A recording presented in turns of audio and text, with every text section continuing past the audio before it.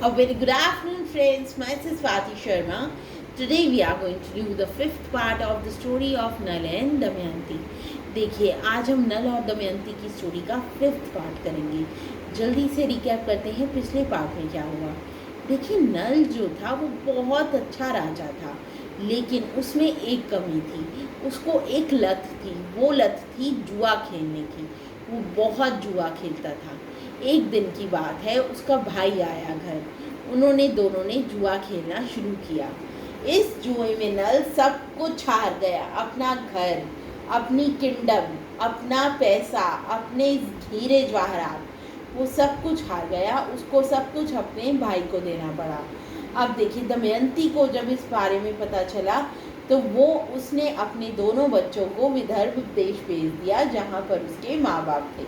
और वो नल और दमयंती दोनों एक जोड़ी कपड़े जो उन्होंने बस पहने हुए थे, उन्हीं कपड़े डालकर वो महल से निकले और जंगलों में चले गए। अब करेंगे आगे।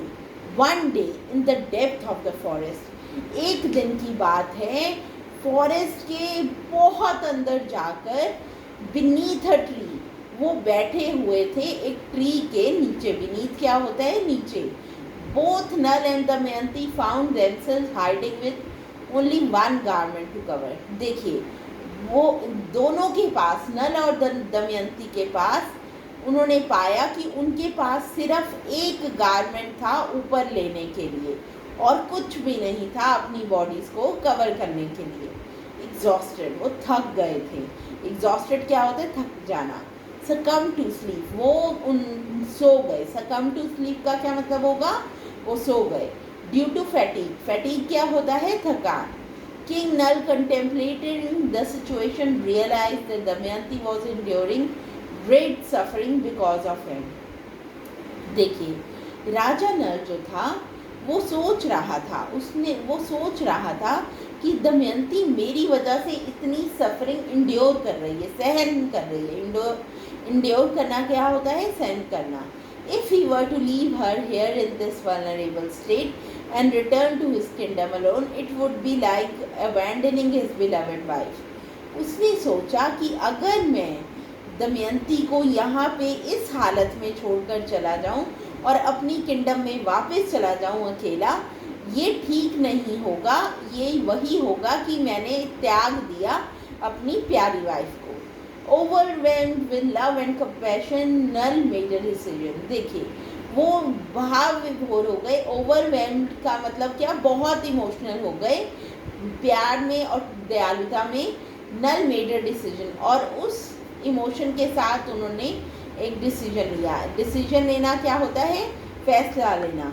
ही gently covered Damayanti with the साले गारमेंट।